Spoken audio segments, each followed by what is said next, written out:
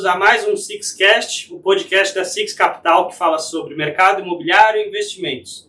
Eu sou o João Pedro Araújo, um dos gestores de recursos da Six Capital, e hoje a gente tem o prazer aqui de receber a Andréa Ziddi, uma amiga investidora, advogada, que atua nesse segmento, vai contar um pouquinho da história dela e um pouquinho sobre investimentos e curiosidades. Então, primeiro, Andréa, obrigado por aceitar aqui nosso bate-papo. E a primeira pergunta que eu já queria fazer para você: como que você entrou nesse mercado imobiliário, tanto nos Estados Unidos quanto na Europa?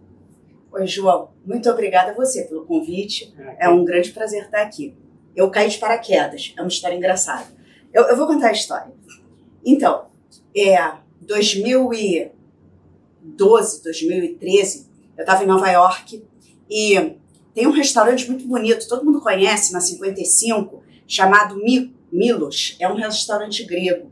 E eu sempre chego ali no final do dia, assim, bem tarde, tipo 10 horas da noite. É um restaurante que você precisa de reserva, tá sempre lotado.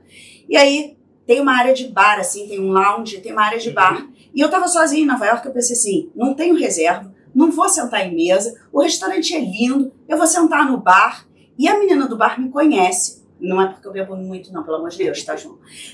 Mas a menina do bar realmente me conhece, ela é russa. E aí ela me perguntou, e aí, como é que vai o Brasil? Eu não sei o nome dela. Eu perguntei, e aí, como é que vai o Putin? E aí começamos a conversar e tal. E eu sentei, eles aceitam servir jantar no bar, eles não se incomodam. Pedi alguma coisa para comer e do meu lado tinha um senhor conversando e tal, também com a moça do bar. E aí, quando escutou a menina falando sobre a Rússia, falando sobre o Brasil, ele se meteu na conversa, começou a conversar com a gente. Muito legal, muito educado. E um cara, sabe, esclarecido, falando muito, sabia de tudo, ligadão e tal. E ele já tinha terminado de jantar, eu ainda estava começando a jantar. Mas o cara me fez companhia, no final das contas, foi muito bom. E aí, quando eu já estava terminando de jantar, veio uma loura, parou do lado dele, alguma coisa do tipo, meu bem, meu amor, vamos embora, já tá tarde, já eram 11 horas da noite, sei lá. Ele continuou ainda conversando comigo, veio uma ruiva, escuta, não vamos embora, já tá tarde. Eu ainda pensei assim, tudo bem, né, o cara veio com as amigas pro bar, é normal, né, natural. Olha o preconceito, viu, João? Que coisa feia você ser preconceituoso assim. E aí veio uma morena bonita, e olhou para ele e disse assim, baby, vamos. O cara se levantou, acompanhado das três, se despediu de mim, disse assim, posso lhe entregar meu cartão? Eu disse, claro, pode me entregar teu cartão. Aí me senti assim na obrigação de entregar o meu cartão, não sabia o que fazer, estava meio sem jeito. Sabe, você conhecer uma pessoa no restaurante, você entregar cartão, negócio meio esquisito, né? Aí eu, tá bom, entreguei meu cartão. E a gente tinha falado de mercado imobiliário, tinha falado de Nova York, tinha falado do Brasil, e tinha falado mal do Trump, do Putin, da política, do Obama, sei lá do que a gente tinha falado. E eu entreguei meu cartão para ele. Ele foi embora, a menina do bar olhou para mim, russa, falou para mim assim, então, gostou de conversar com ele? Eu disse, gostei, cara, inteligente pra caramba, assim, articulado demais. Aí ela perguntou assim, mas você não sabe quem ele é? Aí eu disse, não, eu não sei quem ele é. Ela disse assim, lê o cartão. Aí eu peguei o cartão do cara, Elliot, eu falei pra ela, não conheço. Aí ela disse assim, você não sabe quem é? Eu disse, não sei quem é. Aí ela me esticou o celular dela e disse assim, Google it. Aí eu olhei, peguei o Google, botei o nome do cara no Google e tal, Elliot Spitzer, governador do estado de Nova York. Ele é um grande tycoon americano, mercado imobiliário, grande investidor, fez grandes empreendimentos em Nova York. Ele caiu, ele teve que renunciar, na verdade, por orgias sexuais. Meu Deus. Foi assim que eu caí de paraquedas no mercado imobiliário de Nova York. Mas a história não termina aí, não. E aí, no dia seguinte, eu tô muito bem, no meu hotel. Eu tava de férias, tá? Eu tava 5 dias em Nova York de férias, indo passear. Não tinha trabalho, não tinha nada. Eu ia até encontrar meu advogado lá, nessa época eu já tinha imóveis em Nova York. Eu ia encontrar meu advogado lá, mas eu estava de férias. Aí o cara manda uma mensagem. Olha, eu queria entender um pouco mais do mercado imobiliário brasileiro. Aí eu, na mesma hora, respondi. Pois eu queria entender um pouco mais do mercado imobiliário americano. E vamos conversar? Aí Sentei, aceitei conversar com ele novamente e tal. E aí ele me contou como é que Nova York é um mercado imobiliário extremamente amadurecido, um mercado maduro. Não é um mercado para amadores e é um mercado muito maduro. E o primeiro exemplo dele, que é um exemplo óbvio, que eu acho que todo mundo entende, é justamente o exemplo da crise do mercado imobiliário nova-iorquino na crise de 2008, 2009. Enquanto você viu Califórnia cair, sei lá, 50% no preço dos imóveis, você viu Miami com imóveis sendo vendidos a $80 mil em foreclosure, em Nova York caiu 10%, caiu 15%, quem sabe em algumas áreas caiu 20% e recuperou na mesma hora. E foi a partir daí que, se eu já tinha um imóvel em Nova York, eu me interessei muito mais. Ah, legal. Daí já vem a segunda pergunta, né? E o Brasil? Tem alguma coisa no Brasil? Se não, por que não?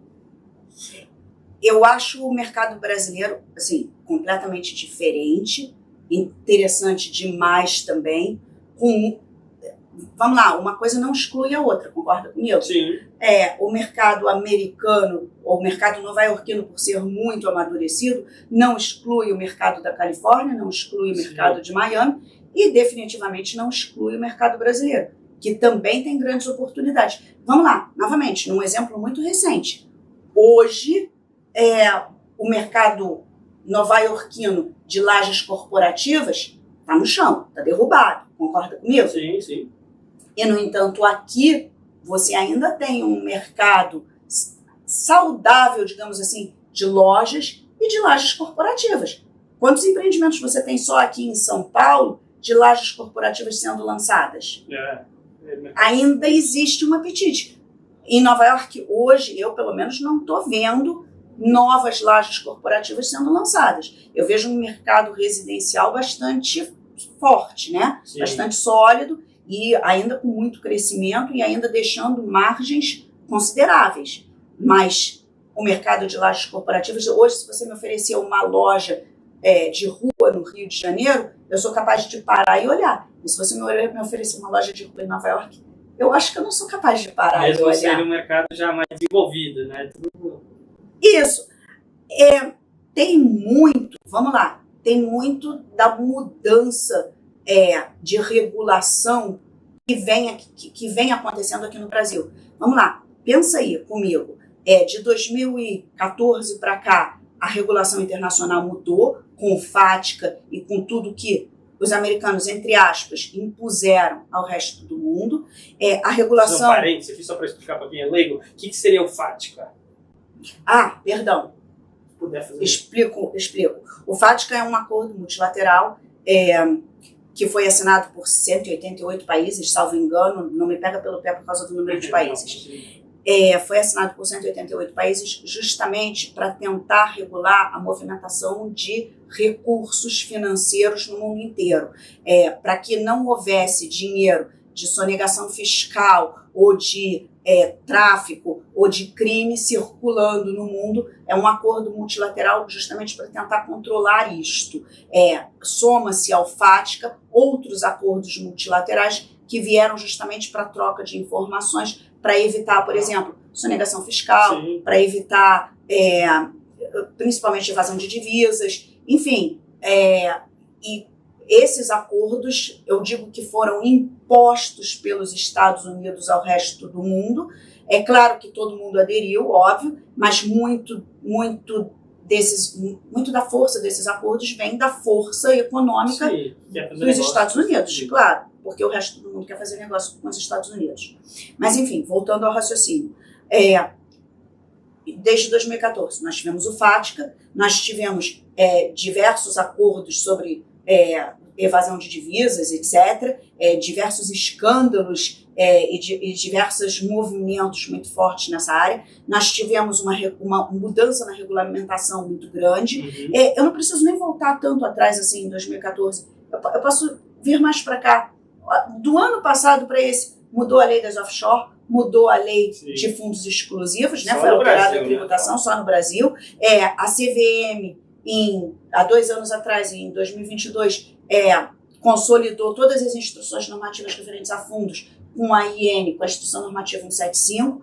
A mudança de legislação foi grande, não foi? Sim, alterou bastante coisa. Cara, no exterior a mudança de legislação aconteceu e aqui no Brasil, mais ainda. E olha, vamos lá, sem querer perder o fio da meada, essa mudança de legislação toda traz uma insegurança jurídica para o investidor. Qual é o investidor que hoje está sentado e diz assim, poxa, se eu colocar meu dinheiro nisso daqui a 10 ou 15 ou 20 anos, a situação vai estar estável, sólida, clara, transparente, segura. É óbvio que investimento por si só carrega a palavra risco, né? A palavra investimento está associada à palavra risco. Mas se você não tem segurança jurídica, caramba, como é que você, se você tem tanta mudança assim na regra do jogo, como é que você vai atrair investimento? Como é que você vai longo prazo, né? É isso. Os Estados Unidos, nesse sentido, é um mercado mais maduro, inclusive porque a legislação é mais madura. Agora, por outro lado, também eu elogio muito o Brasil, vai. Nós passamos por essa experiência. Enquanto a nossa IE 175 é escandalosamente complexa, a gente foi olhar a legislação do Uruguai para fundos de investimento, é uma legislação de 16 artigos, simplória, O nosso sistema é muito forte, né? Eu vejo até pessoal, já ouvi falar, pessoal da SEC vindo conversar com o pessoal da CVM aqui também, não sei quanto que é verdade ou não, mas porque temos um sistema financeiro robusto, talvez pelas crises que a gente passou, foi evoluindo, né? Então, a gente tem esse lado bom também, né? Pode-se dizer. Por exemplo, eu acho que a crise de 2018 potencialmente não poderia ter ocorrido aqui por algumas regras que a gente tem aqui de alavancagem e outras coisas. Pode ser que um pouco diferente, talvez. Então, assim, a gente tem alguns lados bons também. Eu não estou dizendo que lá o mercado é perfeito, mas eu estou dizendo que muitas vezes eu encontro mais segurança jurídica lá em determinadas matérias, principalmente quando se trata de investimento imobiliário, do que aqui. Uhum. E eu acho que os Estados Unidos, principalmente, ainda oferecem oportunidades. A Europa, acho que nem tanto. Mas nos Estados Unidos, eu acho que ainda existem algumas oportunidades muito, muito, muito interessantes. Por outro lado, eu não estou, novamente, só criticando a regulação brasileira, não. A regulação brasileira, altamente complexa, evoluída, a gente muitas vezes pode dar aula até para Estados Unidos e Europa em matéria de regulação. O nosso sistema bancário dá uma aula para o resto do mundo. Sim. Na verdade, pelo menos... Isso eu consigo até alguns exemplos simples, mas não querendo desviar do assunto, para responder a tua pergunta, por que não o mercado brasileiro? Eu nunca falei não para o mercado brasileiro, mas por coincidências, digamos assim, Mr. Spitzer, que me desculpe, mas por coincidências acabei me interessando demais por lá. Por outros mercados. Enxergou mais oportunidades lá do que aqui, isso. Posso dizer isso. E falando agora de perspectiva, do futuro, o que você está imaginando, como que você enxerga, esse tipo de coisa? Eu acho que todo investidor procura aquilo que a gente estava falando, né? Procura segurança, né? Claro, qualquer investimento vem associado a risco, né? Mas a palavra investimento, para mim, está intimamente associada à palavra risco. Sim. Com toda a certeza do mundo. Mas qualquer investidor procura segurança. E se o investidor procura segurança, eu entendo que o futuro vai depender muito do posicionamento, principalmente dos governos, em matéria tributária, em matéria fiscal. Então... Eu quero dizer, ninguém faz um investimento só na expectativa de não vou pagar imposto. O que muitas vezes parece ser a conotação do fundo de investimento brasileiro. O fundo de investimento existe só para não pagar imposto. Não é isso. Mas você concorda comigo que para o meu investimento ser eficiente, quer dizer, ele tem que ser fiscalmente eficiente também? Isso pode atrapalhar e inviabilizar. Você fala, prefiro não investir por causa do risco, retorno não vale a pena. Não é verdade? Sim. E aí, com toda essa mudança da legislação, eu fico pensando assim, e agora? O que eu faço? Eu fico procurando novas formas fiscalmente inteligentes de investir? Eu continuo insistindo? Eu simplesmente sento e aceito que, olha, essa a regra do jogo e vamos para frente e vamos ver o melhor que dá para fazer desta maneira? Eu não estou dizendo que em outros países não tenham não tenham impostos ou tributação a ser paga. Claro que tem tributação a ser paga. Eu só estou dizendo assim, por exemplo, vamos lá, para a gente não ficar só em teorias, né?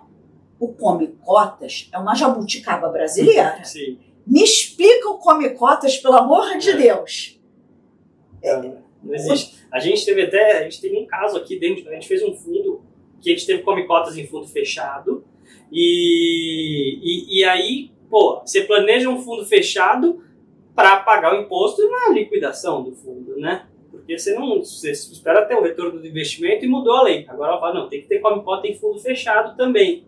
Putz, isso atrapalha todo o planejamento de liquidez dos fundos, né? Então, foi uma mudança, de novo, né? Veio uma insegurança ali, jurídica, tributária, né? Que veio do governo isso aqui, então é um pouco difícil, né? Então, acho que para tomada de decisão. A insegurança tributária vem do governo, a insegurança jurídica vem, eu acho que você deve estar acompanhando, e muita gente está acompanhando, pelo menos eu estou acompanhando com bastante interesse. Existem algumas ações aqui no Tribunal Regional Federal de São Paulo discutindo justamente a validade dessa lei e se é possível excluir como inconstitucional essa tributação sobre o estoque que foi imposta pela nova lei. Sim. Então, e excluir o Come Cotas em determinadas situações, em determinados fundos. Está sendo questionado.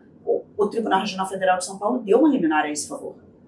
Deu uma liminar favorável. E reverteria? Como que funciona? Porque daí foi pago já. Veja só, antes de responder a tua pergunta, só para concluir o raciocínio, Sim. Uma liminar dessas você concorda que gera insegurança jurídica? Total, porque daí é avalanche. Você sabe que você vai parar com isso no Supremo Tribunal Federal, você vai ter um julgamento que pode ter uma conotação política, não é? O governo ele se esforçou muito para essa arrecadação, para aumentar a arrecadação, para essa lei. Então, você vai chegar no Supremo Tribunal Federal, você vai me dizer que o governo não estará presente nesse julgamento, com todas as forças que o governo possui? Vamos ser realistas, vai. A verdade é que isso traz uma insegurança jurídica muito grande. Agora, respondendo a tua pergunta, a intenção desta... Não existe só uma ação, tá? Mas eu estou falando digamos assim, do lead case, da ação precursora. A intenção desta ação é não pagar para o futuro e receber de volta aquilo que foi pago. Até compensar. Isso aí. Tá bom, faz sentido. Mas, se eles vão conseguir isso, eles conseguiram numa liminar.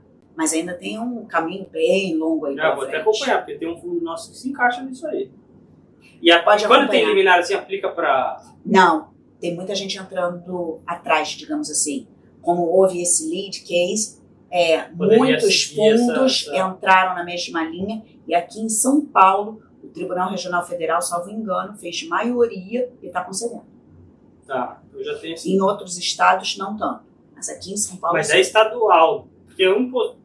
Não, o imposto é federal, o tribunal é federal, mas considerando que a gente tem 6 tribunais regionais federais pelo país inteiro e que São Paulo é um tribunal... não somente o maior, mas é um tribunal muito importante, vira referência. André, mas você não respondeu a pergunta. É Brasil ou exterior? O que você prefere? Hoje eu estou muito mais no exterior do que no Brasil. Mas eu te confesso que eu acho cada dia mais difícil a estrutura jurídica de você manter investimentos no exterior. Assim, vocês aqui oferecem essa estrutura jurídica pronta para o investidor de vocês, o que é uma grande vantagem. Sim. Mas uma pessoa, pelo menos eu comecei do zero, sem saber o que eu estava fazendo, sozinha. Eu acho muito difícil. As regras são muito complexas. As regras já são complexas para você investir no Brasil. E errar um pouquinho torna muito oneroso, né? Pagar imposto. Também. E você está falando que você paga tudo em dólar. Vamos lá, você paga advogado em dólar, contador em dólar, estrutura em dólar. Enfim, você está falando de uma moeda que está muito valorizada, o dólar. Sim. Você está falando de estruturas que precisam ser mais sofisticadas naturalmente, porque a gente está no Brasil, o investimento está lá fora. Então, não é simples. Você desbravar isso, literalmente, você precisa de ter o caminho já trilhado, já pronto. Agora, quando eu olho para o mercado, eu vejo cada vez mais gente procurando investimentos no exterior. Sim, isso é verdade. A gente vê muito brasileiro aqui, né, seja investidor pessoa física ou institucional, que tiver incorporadora, que já fez um pé de meia aqui e falou, agora eu quero começar a ir para os Estados Unidos. E a ideia é só aumentar a participação, né? Parece que esse dinheiro nem volta, assim. Parece que o dinheiro não volta. Eu até entendo diversificar a posição, eu também entendo isso. Sim, faz sentido. Faz sentido, não é? Agora, eu não estou fugindo do Brasil. Eu também gosto do investimento no Brasil. E vamos lá, eu sou advogada no Brasil. Eu conheço da estrutura jurídica no Brasil. Eu conheço muito mais da legislação tributária brasileira do que da legislação tributária na Irlanda, ou, sei lá, em BVI, ou em Nova York. Eu preciso de ajuda lá. Lá eu tenho que ter um correspondente. Aqui, muitas vezes, eu dou conta de me virar. Não é isso? Então, eu não estou dizendo assim, eu acho que oportunidades boas existem tanto aqui, quanto nos Estados Unidos, quanto na Europa. Acho que existem oportunidades imobiliárias sensacionais nos 3 lugares, sim, tá? Olhando com cuidado, enfim. Acho que na questão jurídica, você investir no exterior é muito mais complexo, óbvio, do que você entrar numa corretora e fazer um investimento. Uma conta, comprar lá um fundo imobiliário. Um fundo imobiliário. Embora muitas vezes, eu acho que a CVM estava na hora de olhar isso com outros olhos, essa oferta de fundos imobiliários nas corretoras de uma maneira que o público ele olha e não entende. Quantos investidores você conhece que realmente, antes de investir, que seja R$10 mil num fundo imobiliário, olham lá dentro do fundo, está investido nesse imóvel, está investido naquele outro imóvel, está investido nesse CRI, sabe o que está escrito no regulamento, não tem noção do que está acontecendo. Eu acho que a gente estava comentando isso outro dia, recentemente um fundo muito conhecido no mercado, com 5 mil cotistas, e eu não vou falar o nome, explodiu aí com um problema muito sério, e as cotas tiveram que ser marcadas a mercado, né, com uma redução de 89%, 86%, sei lá, mas uma redução absurda. Então você investiu R$100 mil, estava te sobrando R$22 mil. Um negócio absurdo. Os cotistas lá dentro, você via casos de gente que de boa fé pegou o dinheiro do FGTS, ou pegou o dinheiro da poupança, ou pegou o dinheiro, sei lá, que tinha guardado para a universidade dos filhos, e disse assim, peraí, vou investir nesse fundo de investimento aqui, porque vai fazer o meu dinheiro crescer, multiplicar e é seguro. Acho que é conservador, seguro. Isso, é muito complicado. Então, novamente, é muito mais fácil você investir aqui no Brasil do que no exterior, mas aqui no Brasil existem oportunidades? Com certeza. E no exterior existem muitas oportunidades? Com certeza. Só que as oportunidades no exterior, hoje está aparecendo muito mais. Cada vez que eu abro os jornais hoje, eu consigo enxergar novidades no mercado de capitais. A oferta no Brasil agora inclui oferta de investimentos no exterior. Antigamente você não tinha isso. Antigamente você tinha que desbravar sozinho. Até outra dúvida, que você falou um pouquinho de estrutura, advogado, contador, esse tipo de coisa. E eu acho que é a primeira dúvida que o investidor talvez tenha ao ir para os Estados Unidos, né? Por que não investir nos Estados Unidos como uma pessoa física, né? Você chegar lá, sei lá, compra um apartamento, bota para alugar. Porque todo mundo que é realmente investidor, que já aloca faz tempo, tem uma estrutura, tem uma empresa, vai para BVI, alguma coisa assim.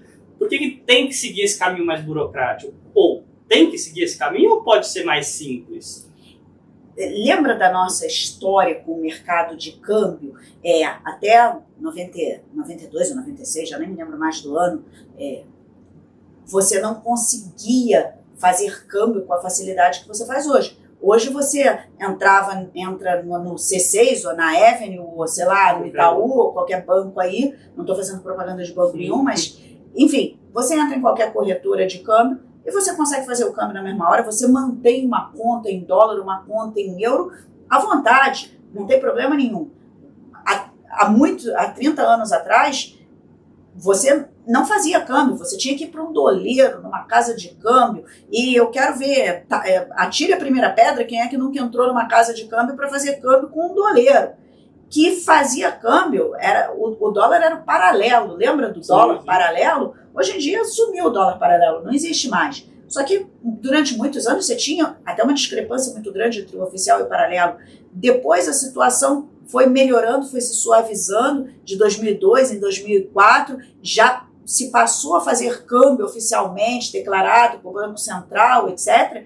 Mas ainda assim, a dificuldade de fazer câmbio era grande. E aí depois vieram as estruturas de BVI, de Cayman, de paraísos fiscais, onde você podia manter uma pessoa jurídica num desses paraísos fiscais, num desses países, com uma estrutura relativamente simples, e enquanto você não retornasse o investimento para o Brasil, você estava diferindo o imposto. Tem gente que diferiu o imposto pelos últimos 20 anos. Alguma coisa de errado? Não. Você falava offshore, parecia uma palavra pejorativa. Eu ia perguntar, paraíso fiscal é crime? Parecia crime. E não é crime. Se você olhar a tua declaração de imposto de renda aqui no Brasil, ela, entre os vários países onde você pode indicar que você possui ativos na tua declaração de bens e direitos, você pode escolher BVI, você pode escolher Cayman, você pode escolher Panamá, Belize. Não tem nada de ilegal nem criminoso nisso. Mas a palavra levava uma conotação pejorativa. Sim. Mas existia uma vantagem fiscal muito grande. Não era que você ficava isento de imposto, isso nunca aconteceu. Mas você diferia o imposto. Enquanto o dinheiro estivesse lá dentro da estrutura offshore, você não tinha que pagar imposto nenhum. E com isso o dinheiro ia se multiplicando e se multiplicando. O dinheiro que você economizava de imposto, você continuava a investir. Claro. E tem uma questão também, me corrija se eu estiver errado, de imposto sobre herança, pelo menos nos Estados Unidos, muito alto. Não tem essa questão? Se você comprar, por exemplo, uma casa nos Estados Unidos na pessoa física, você vem a falecer para passar para o seu filho, teria um imposto muito alto, e dentro de uma empresa isso já não acontece, porque daí a sucessão das cotas, continua tudo igual. Isso também interfere, você acha, para ter uma estrutura mais eficiente com a empresa? Muita gente montou trust nos Estados Unidos justamente para não ter a questão da sucessão. Não era nem tanto a questão do imposto, era você não ter que passar pelo processo de inventário. Quando você montava um trust, até hoje, quando você monta um trust, aquele imóvel já está teoricamente em nome dos filhos, sem ter que pagar um imposto de doação, sim, sem ter nenhum tipo de custo, digamos, tributário, e você já tinha, então, uma vantagem aí. Você não tinha nem que passar pelo processo de inventário, de espólio, de tudo isso. Era uma vantagem, claro que era. Os americanos usam isso. O imposto sobre herança nos Estados Unidos, ele tem uma particularidade. Ele tem uma alíquota muito alta, mas ele também tem uma franquia muito alta. Franquia que eu chamo você só paga imposto a partir de um determinado valor. Hoje, até agora, pelo menos, são 13 milhões de dólares. Você pode deixar de herança 13 milhões de dólares sem pagamento de imposto. Isso é uma coisa que as pessoas distorcem. A gente vê muito político falando quando quer falar de TCMD. Né? Isso. Que ele fala, não, no Brasil é baixo, é até 8% e lá é 40%. Então, esquecem desse... A nossa é baixa. O Trump, eu não sei se foi o Trump, eu acho que foi, ele quis até reduzir o valor da franquia. Agora eu estou confundindo, eu já não sei mais se foi o Trump ou se foi o Biden. Enfim, pouco importa. Mas existe um projeto por lá para você reduzir o valor da franquia, para você reduzir de 13 para 5. Que até 13 paga zero. Você pode fazer uma doação de 13 milhões de dólares e você não paga imposto. Então lá é muito mais favorecido que aqui, apesar de as pessoas são coisas distintas. Na Europa, por exemplo, na França, vou dar o exemplo da França. Os países europeus são diferentes, cada um tem a sua legislação particular, mas no caso da França, existe também uma franquia. Se eu não me engano, cara, novamente, não me pega pelo pé por causa dos números, se eu não me engano é 195 mil euros. Mas existe uma determinada franquia. Até aquele valor não incide. E depois a alíquota é progressiva. Aí começa a incidir alíquotas progressivas, como a nossa alíquota aqui de ITCMD é progressiva também. Né? Sim. A reforma tributária, tá aí, ela veio trazer mais esse elemento. Já está valendo, né? Já está valendo. Ela veio trazer mais esse elemento. Vamos lá.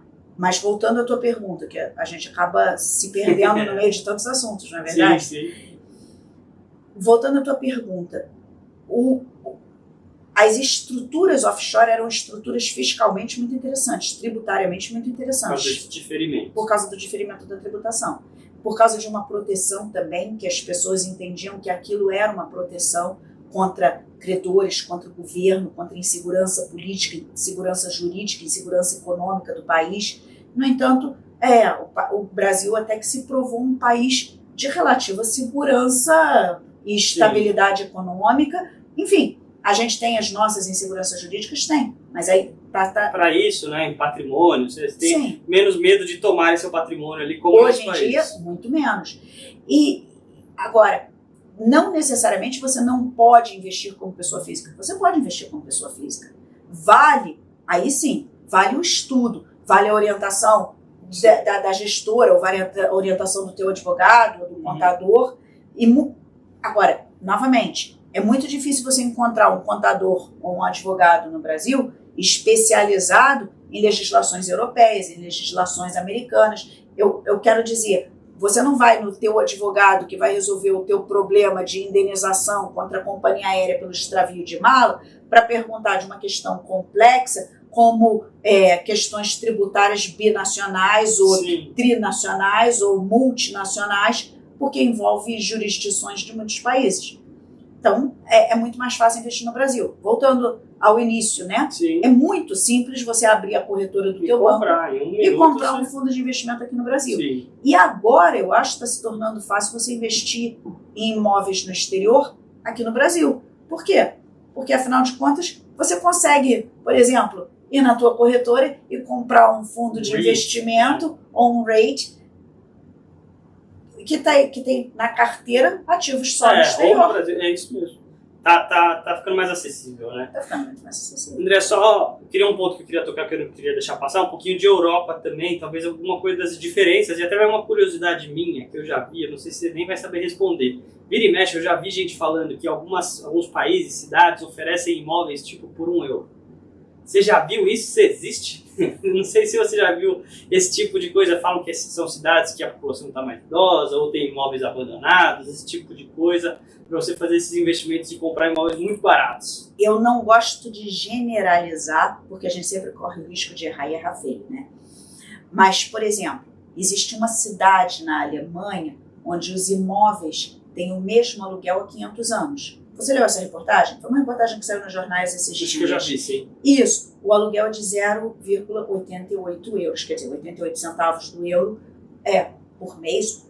Enfim, pouco importa. De qualquer maneira, é um aluguel ridículo, irrisório. Fiquei em dúvida se é por mês ou por ano. De qualquer maneira, é um aluguel ridículo, irrisório. Existe, mas pensa que se você tem um aluguel de 88 centavos por mês, o preço do imóvel compatível com 88 centavos por mês. Então, muitas vezes você está comprando um imóvel absurdamente barato, mas você não vai conseguir vender por outro preço. É isso. Na Alemanha, historicamente, novamente, eu não vou generalizar, não vou falar de todos os países da Europa, vou falar de alguns porque são casos particulares que eu conheço. Na Alemanha, por exemplo, a população vive muito mais de locação do que de comprar imóveis. Os imóveis são baratos, mas o aluguel é muito mais barato. Não se justifica para o alemão ele comprar um imóvel. Para investimentos. Ele pode viver de locação o resto da vida. O aluguel é muito barato. Na França, o reajuste do aluguel, perdão, falando melhor, ele é controlado pelo governo. Você não pode, elegi esse índice, vou escolher reajustar. Pelo X. Não.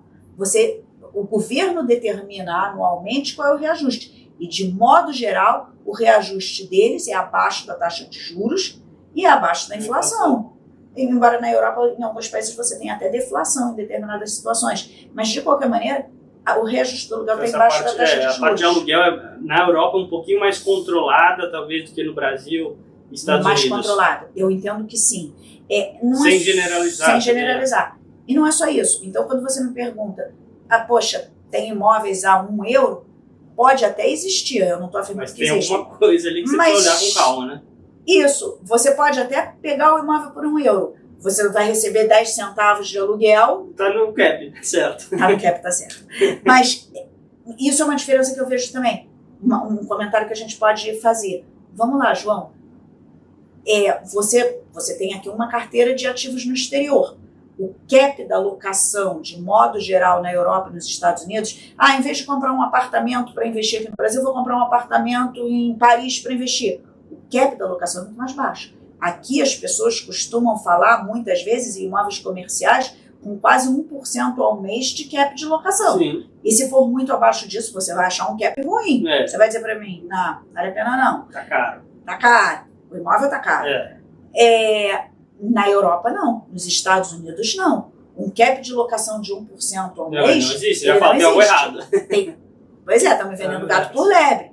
Então, a perspectiva é diferente. Você ganha muito em imóveis nos Estados Unidos? É possível? É. Mas você ganha na incorporação, você ganha aproveitando determinadas teses de tax abatement, ou então de housing, ou alguma coisa específica. Você tem que pegar uma tese específica em localidades específicas para desenvolver. Aqui no Brasil, não. A perspectiva é diferente. Até porque a nossa taxa de juros está muito longe da taxa de juros americana. Sim. Existe um gap enorme aí. Sim.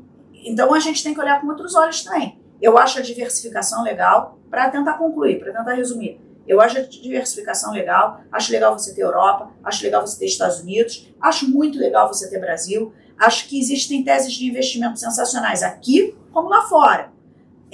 Você tem que levar em consideração só aqui, para sustentar a tua tese de investimento lá fora, você tem que levar em consideração que você vai ter que aceitar a flutuação cambial, que pode ser contra ou a favor.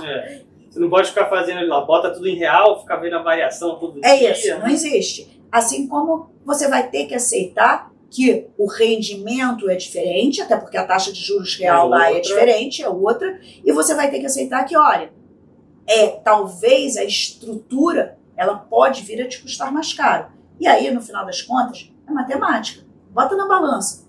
Isso daqui me dá quanto de rendimento, quanto que me custa essa estrutura daqui? Sim, entendi. Vale a pena, não vale a pena?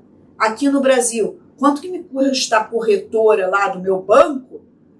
Versus o retorno que eu tenho, estabilidade, né? Tem que botar tudo no papel. Claro. E o apetite de risco de cada um, o perfil de cada um, a tese de futuro de cada um, o que você enxerga? Tem gente que se enxerga se aposentando em Miami. Tem gente que se enxerga se aposentando, sei lá, no interior de Minas, na fazenda de café. Cada um tem que alinhar os seus objetivos de vida com as perspectivas dos investimentos, né? Isso que eu sempre falo. André, aproveitando aqui para finalizar, acho que você deu várias dicas aqui, contou um pouquinho da sua história super legal de investir nos Estados Unidos, na Europa. Eu vou fazer duas perguntas aqui, porque eu sempre faço mais que uma. Primeiro, é possível o investidor você acha que fazer investimentos nos Estados Unidos e Europa a partir de que ticket? Dá para investir pequeno? Essa é a pergunta. E a segunda, para o cara que quer começar a investir, seja na Europa ou nos Estados Unidos, o que você acha mais fácil ele fazer, mais seguro? Qual que é o caminho que você falaria para esse cara que quer começar? Qual a dica que você dá para esse cara que quer começar a investir fora? Eu acho que eu vou responder primeiro a tua segunda pergunta. A primeira dica seria: trilha um caminho que alguém já abriu na tua frente. Não precisa você ir lá desbravar sozinho. Eu vou para os Estados Unidos, vou comprar um imóvel, vou alugar. Enfim, eu acho que não. Acho que não precisa de ir por aí. Acho muito mais fácil você trilhar um caminho com uma gestora. Vocês aqui, tem tantas outras também oferecendo agora, mas você trilhar um caminho que, olha, alguém já desbravou para você, já apanhou por você. Caramba, não faz sentido você ir lá sozinho, botar o teu dinheiro, enfim. É possível? Claro que é possível. Mas, então, respondendo a tua segunda pergunta, eu começaria, se eu fosse uma investidora brasileira, com todo o meu investimento em reais, peraí, tem aqui um fundo que está me oferecendo imóveis no exterior. Eu gosto de fundo de tijolo, mas tem gente que gosta de fundo de papel. Cada um tem que se adequar. Tem um fundo aqui me oferecendo imóveis no exterior, em reais, ou com a possibilidade de investir diretamente aqui no Brasil. Acho mais simples, acho mais fácil para quem está começando. Acredito, e aí eu não posso dizer, talvez você vá falar melhor do que eu. Sim. Tem fundos com um ticket baixo. Não necessariamente você tem que ter 100 mil, 1 milhão, 10 milhões para investir no exterior. Eu acho que hoje existem fundos com um ticket bem menor. Sim. Mas é uma pesquisa que pesquisa de mercado. Eu acho que a parte de mercado, de investimento, ajuda muito nessa parte, né? Investir através de um fundo, você vai conseguir com 1.000, 10 mil dólares. Agora, comprar a casa lá, sei lá, Daí, 500 mil É dólares. diferente. Você não vai diferente. conseguir financiamento para comprar uma casa no exterior. Sozinho, né? É muito mais difícil. Você morando no Brasil, qual é o banco americano que vai te dar um financiamento, ou o banco europeu que vai te dar um Sem financiamento? relacionamento, sei lá. Sem relacionamento, muito mais difícil. Agora, é claro que se você começa a aumentar o teu ticket, aí eu acho que vale a pena você sentar e olhar mais a fundo uma estrutura mais complexa. Investir a partir de BVI, ou investir a partir de Cayman, ou investir a partir de uma empresa mais robusta, né? de uma SPE americana, ou investir a partir de uma empresa específica em Portugal, ou na Espanha, ou na França. Aí eu acho que vale a pena você olhar uma estrutura mais robusta, sim. Com Legal. certeza. Acho que a gente conseguiu passar um pouquinho de tudo. De novo, eu queria agradecer a sua presença aqui no nosso bate-papo. Também convido todo mundo a curtir, comentar. Se tiver alguma dúvida, pergunta aqui que eu vou dar uma ligadinha para a Andréa para tirar essa dúvida.